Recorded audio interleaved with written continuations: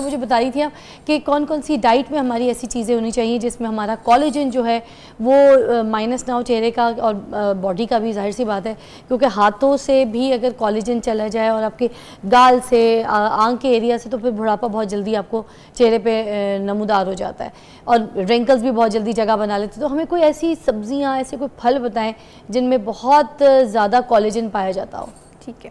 अच्छा फ़िज़ा, जैसे हम अभी ब्रेक में भी बात कर रहे थे कि हम अपनी डाइट में एक तो डेली सैलड ऐड कर लें, ठीक है, दोपहर से पहले या 12 बजे के करीब खीरा और साथ में कैबेज लें और इसके अलावा आप कलर्ड वेजिटेबल्स जितनी भी डाल सकते हैं वो डाल लें, ठीक है, जैसे रेड बेल पेपर है और ग्रीन बेल पेपर और येलो, इनके अंदर भी बहुत ज़्यादा कोलेजन होता है, ठीक है। तो इसकी एक small amount like 1 to 2 spoon डाल लें क्योंकि कड़वी भी होती है, इतनी खाई नहीं जाती, ठीक है। लेमन ऐड करें, शिमला मिर्च, बिल्कुल शिमला मिर्च, ठीक है। और साथ में आप इसमें जो है अपना 1-2 फ्रूट्स, जैसे आजकल बेरीज आ रही हैं, स्ट्रॉबेरी आ रही है, ठीक है, आप वो ऐड कर सकते हैं। शहतूत है उसमें भी होता है।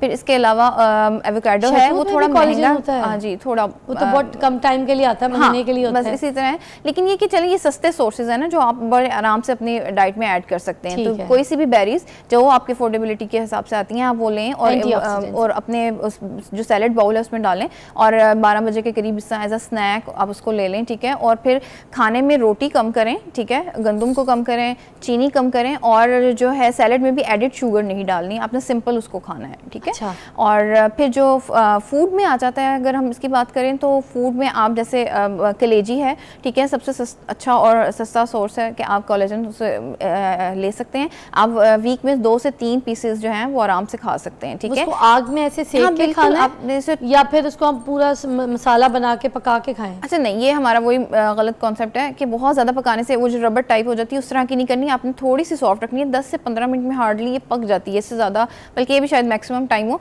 तो मैं तो कलेजी 6 मिनट में पका लेती हूं। हाँ, 6 to 8 मिनट्स वैसे पक जाती है, तो आप उसमें आराम से उसके बाद तो वो पत्थर हो जाती है, वो कोई रबर और पत्थर टाइप नहीं बनाना, उससे पहले खा लेनी तो आपकी बॉडी को वो एब्जॉर्ब हो जाती है। अच्छा। फिर इसके अलावा एक और सबसे अच्छी जो आसान एक टोटका है वो ये है कि बोन ब्रॉथ या जो हड्डियों का होता है, आप उसको 1 to 2 आवर से ज़्यादा पकाएं। बीफ या मटन? कोशिश करें बीफ या मटन जो आप ले सकते हैं, सूट करता है आपको, कुछ लोग मना भी होता है। बस उसकी हड्डियों का मिक जो है, हाँ, वो जो है वो आप उसमें पानी में बॉईल करें, कोई एडिड सॉल्ट कोई चीज़ नहीं डालनी और थोड़ा सा आप लेमन के ड्रॉप्स डाल के उसको पिएं। ठीक है जी। एक न्यूज़ की ब्रेक है, बहुत ज़्यादा तो हम आपको दोबारा ज्वाइन करते हैं। देख रहे हैं मॉर्निंग।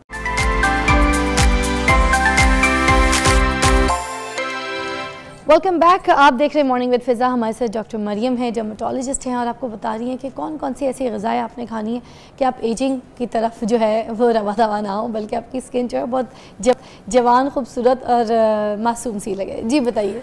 अच्छा, हम जैसे बात कर रहे थे कि एक तो अपना डे स्केड्यूल करें, ठीक है, उसमें से शुगर को कट डाउन करें, चीनी कम से कम पिएँ, एडिड कोई भी चीनी और नमक का इस्तेमाल कम करें, पानी आपने ज़्यादा पीना है, ठीक है। पानी आप 3 लीटर्स या आप इस तरह से कर लें सिंपल के 1 लीटर वाली बॉटल जो है वो दिन में 3 दफ़ा आपने ख़त्म करनी है। और जैसे मैं आपको अपनी रूटीन बता देती हूँ कि मैं क्या करती हूँ, मैं सुबह उठ के 2 ग्लास पीती हूँ बिफोर ब्रेकफास्ट और रात को सोने से पहले बिफोर बेड आपने 2 ग्लास पानी पीने हैं, तो 1 लीटर पानी आप बड़े आराम से पी सकते हैं। एग्जैक्टली। और बाकी को आप किसी भी लस्सी की फॉर्म में, कच्ची लस्सी जैसे आजकल बनाते हैं, बस नमक ना डालें, चीनी ना डालें, ठीक है, कुछ भी मत डालें और उसको सादा पी लें, तो वो गर्मी का भी तोड़ होता है और आपको फ़ायदा भी देती है, ठीक है। फिर इसके अलावा आपके मिल्क शेक्स आ जाते हैं, आप किसी भी फ्रूट का, आजकल स्ट्रॉबेरीज बहुत आ रही हैं और आप उसको चाहे आप दही योगर्ट में खाना चाहते हैं तो आप 2-3 योगर्ट में डाल लें, वरना अदरवाइज़ आप उसको मिल्क शेक बना के भी पी सकते हैं। आप इवनिंग टाइम ले लें और आपका इससे एक तो स्टमक भी फुल हो जाता है, एसिडिटी के भी इश्यूज़ थोड़े से बेहतर होते हैं दही और दूध के इस्तेमाल से, तो आपको बहुत फ़ायदा होता है। ये जो बाज़ार में कोलेजन की कैप्सूल्स और ये जो कोलेजन के शॉट्स आ गए, जो लोग बहुत पीना शुरू हो गए,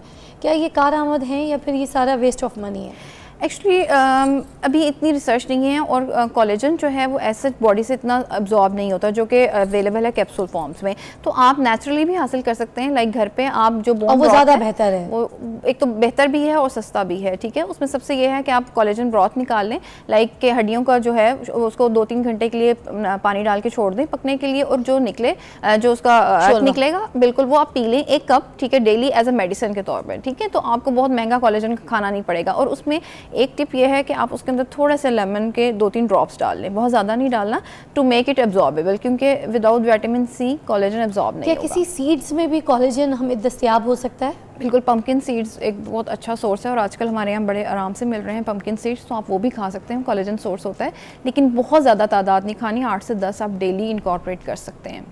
थैंक यू सो मच, बहुत बहुत शुक्रिया, आपने हमारी रहनुमाई की। तो नाज़रीन, जिस तरह से अगर आपको कोई ऐसे है और एजिंग की तरफ आपकी स्किन जा रही है तो आपने ख़ास ख्याल रखना है। और अगर आपको कोई ऐसे डॉक्टर से जाके मिलना है जो आपको लगता है कि आपकी स्किन इरिटेशन की तरफ है, कोई चीज़ की एलर्जी हो रही है, तो प्लीज़ आप जाके किसी अच्छे, जैसे डॉक्टर मरियम है, इस तरह के कोई अच्छे डॉक्टर्स को आप रेकमेंड कीजिए, मिलिए, उनसे कंसर्न कीजिए। मगर वैसे अगर घर पर अपना ख़ास ख्याल रखना है तो पानी उन्होंने कहा है, एक उन्होंने हड्डियों का जूस कहा है कोलेजन के लिए, तीसरा उन्होंने कहा है कि हमने सब्जियों का और एंटीऑक्सीडेंट्स जिसमें बहुत ज़्यादा पाई जाती हैं, फ्रूट्स वगैरह, उनका इस्तेमाल जो है अपनी डाइट में बहुत ज़्यादा करना है, तो फिर हम एजिंग से जो है थोड़ा बच सकेंगे। तो अपना सब ख्याल रखिएगा। और एक आखिरी जो है टिप ज़रूर दूँगी, गुस्सा कम किया कीजिए। ये जो हमारे गुस्सा करते हैं ना, ये जो बल आते हैं ना, ये अगर पक्के हो गए ना तो फिर ये आपकी शक्ल पे नुमाया सारी ज़िंदगी के लिए रह जाएंगे। और अपने फेस एक्सप्रेशंस को ज़रा कम इस्तेमाल कीजिए। अभी ब्रेक में भी मुझे डॉक्टर साहब ने बताया, तो मैं भी एक्सप्रेशंस दे रही हूँ, मुझे नहीं देने, मैं आज बिल्कुल इस तरह बात करूँगी। हम कल आपसे मुलाकात करेंगे, मैं एक्सप्रेशंस यूज़ किए बगैर आपको बताऊँगी, क्योंकि मैं एजिंग की तरफ नहीं जाना चाहती। और जितना हम इस तरह से बात करने के आदी होंगे तो उसके बाद हमारी स्किन बेहतर होगी। और लोग मुझे कह सकते हैं कि मैं एक रोबोट हूँ, और रोबोट जो है वो सारे काम करता है, बस एक्सप्रेशंस नहीं देता। तो मैं एक्सप्रेशंस यूज़ नहीं करना चाहूँगी, क्योंकि मैं एंटी एजिंग की तरफ रवा दवा नहीं होना चाहती। मैं अपनी स्किन को जवान, खूबसूरत और उभरता हुआ प्यारा खूबसूरत दिखाना चाहती हूँ।